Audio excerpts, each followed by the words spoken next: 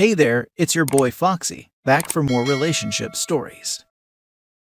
My ex-husband passed away. I'm to inherit everything, and his girlfriend that he left me for is trying to contest his will. Plus, little update. I feel terrible and I don't know if I'm entitled to his money, but I can't deny that I'm tempted.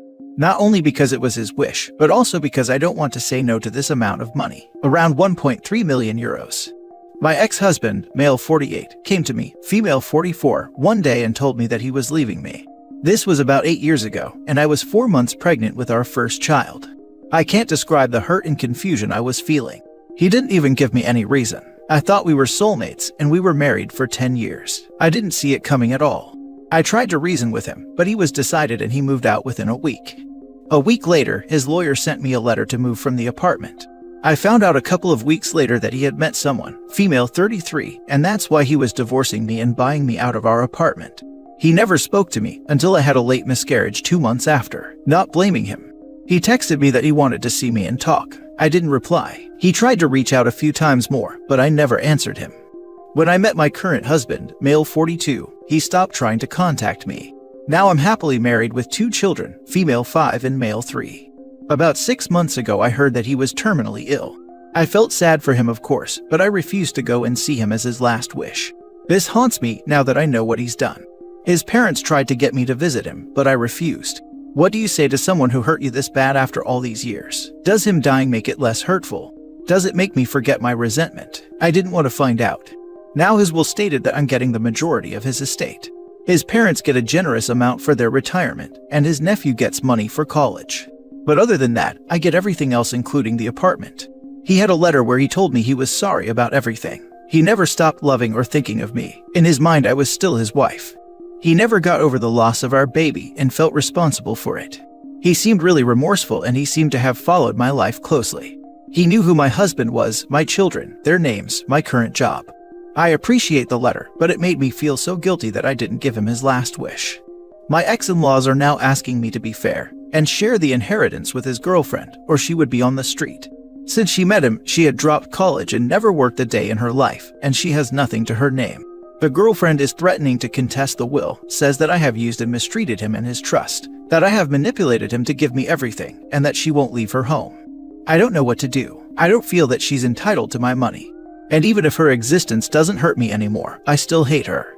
She's 33, and I don't feel that I have obligation to provide for her. Also, isn't it disrespectful to go against my ex-husband's wishes? Now for the top advice before reading the little update. His parents got a generous amount. My ex-in-laws are now asking me to be fair and share the inheritance with his girlfriend or she would be on the street. Why don't they just share their generous amount with the girlfriend since they care so much about her? That's what my ex-husband's lawyer said when I told him about his family's request. Your ex had 8 years to change his mind about your inclusion in his will. He knew he was dying. If he had wanted his girlfriend to get something, he would have changed his will. He obviously didn't want her to get a penny. Do what his lawyer suggests. His lawyer is the one who knew what your ex-husband wanted. If you truly want to honor his memory and wishes, take the money he left you and live a wonderful life full of love. That is what would make him happiest. Block his parents. If they want to support the girlfriend, that's on them. Exactly. Sounds like the ex deeply regretted that choice and felt manipulated by the mistress girlfriend. Him not including her and revealing how he felt about OP and his regret suggests he felt resentful of the girlfriend. OP doesn't owe her anything, and it's the deceased man's decision who his money goes to. She can contest, but good luck in proving it in court. Plus, if she's too broke to even survive, how can she afford a lawyer? This is a genuinely good point. She can scream all she wants, but the wishes are in writing. OP has not manipulated anyone since she has been out of contact for years, and this inheritance is owed to her in his will. Nothing the girlfriend can do will change that. OP should offer the ex-in-laws an option to buy out the apartment. Since they want to help girlfriend so bad, that shouldn't be a problem. I don't think they can afford to buy the apartment. Then next best thing, allow her enough time to get a job, save up a deposit, and move out so you can sell it.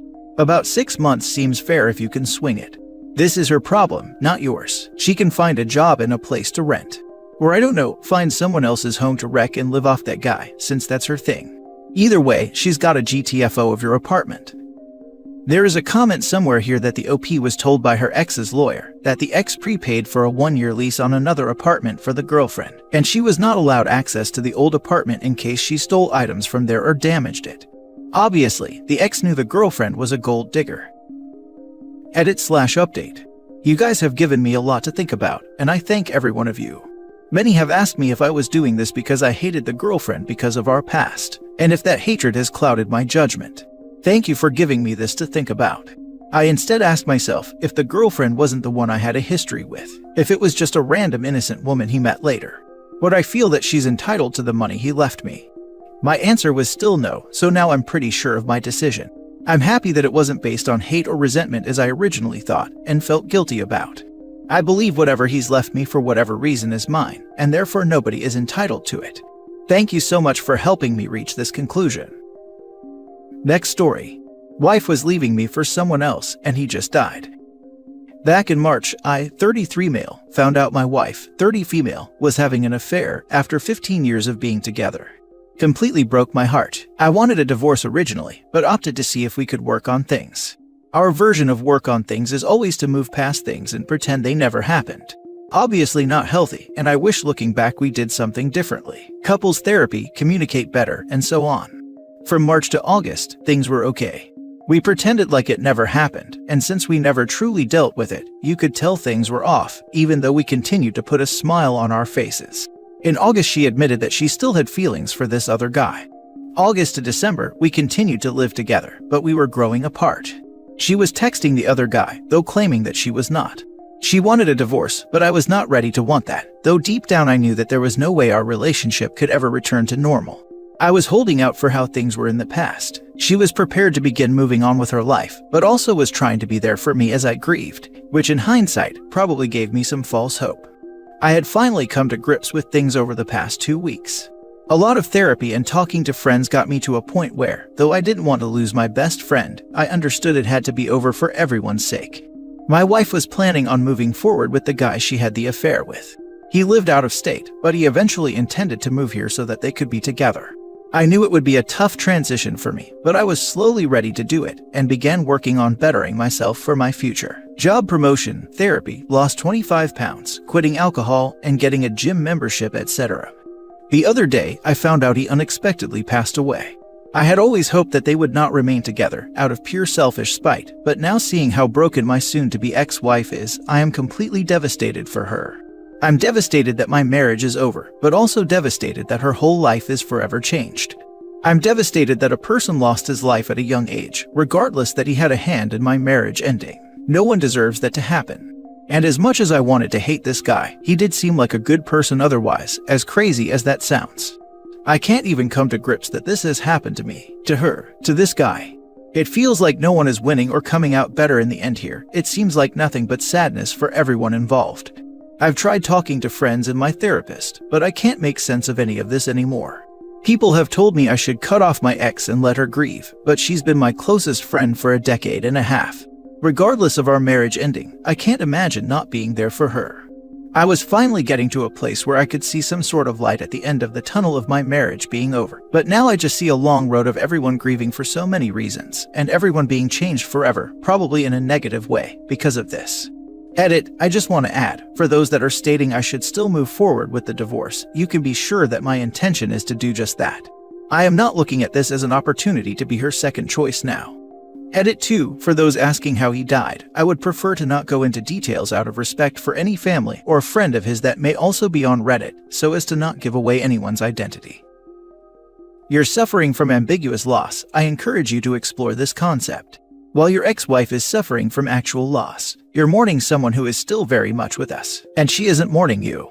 Spending time apart and allowing yourself to go through the stages are going to be paramount to your future happiness. Denial and depression are going to be mountains to climb, but you're smart and you got a support system, therapy, and friends. Lean on your support system just like you've let others lean on you. You can climb this. I did. Many of us have been here. How you heal from it says more about you than any defining characteristic from your 15-year relationship. Avoid things that trigger you. Reconnect with the things you loved to do before you were in a relationship. Find that dude again. I bet he's a great guy. If my experience is anything to learn from, that support is typically a mirage unless the bond was strong or legally obligated. The only person you can always count on to show up is yourself. Anyone else who does, well, that's just gravy. All the best and good luck.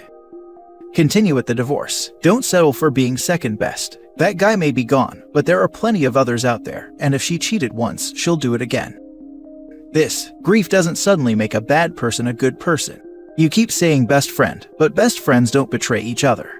If you try to hang on to the marriage, you will simply go through this again later. Yeah, OP's soon-to-be ex-wife is not even worthy to be called a friend. Just look forward, OP. Don't agree with this take, we only know the infidelity. I do think OP should go no contact and recover and move on first and foremost. But if feels it in his heart to still be there and support this person he has 15 years of history with, who are we besides random internet weirdos? That said, strongly suggest separating and focusing on you first, OP. This is a sad time for her, yes, but you both still need to find your own way. Knowing about the infidelity is more than enough though. It wasn't an emotional affair. It wasn't a platonic relationship. She straight up banged another guy and got emotionally attached to him, all while staying with OP for added emotional and financial support, keeping things hidden as to not screw her support ring up. If you can betray someone who has been with you for 15 years, you automatically lose all chance to get some sympathy. She didn't say she was falling out of love to allow OP to sort himself out. She didn't make OP a part of her sexual discovery if this was it. She completely went behind his back knowing it was wrong, and then went wrong all the way. Relationships, including friendship, are based on trust. How can you ever trust this person again? Being beside them for 15 years wasn't enough to make her think twice about what she was doing, so I'd wager nothing will. OP's emotional responsibility ended as soon as she gave zero care about stabbing him in the back. Good riddance. I agree with you completely. Just because the guy she was banging behind her husband's back died, doesn't put her in any kind of good light. She's still a piece of trash and deserves no emotional support from the husband. I have no idea why OP has the stomach to even give her sympathy and feel bad for her or the guy. Now for the last story. My husband got our girlfriend pregnant without discussing it with me. My husband, 38 male, and I, 30 female, are in an open marriage. We've been married for 5 years and open for the past 2 years. Currently, we have a long-term girlfriend, 26 female, that we have both been with for just over a year. I'm also 30 weeks pregnant, and we're also excited to welcome our daughter into the world soon. Our relationship and time in the bedroom has never been better until the other day when our girlfriend announced her pregnancy to us. I was so surprised, I didn't know she had been seeing anyone else.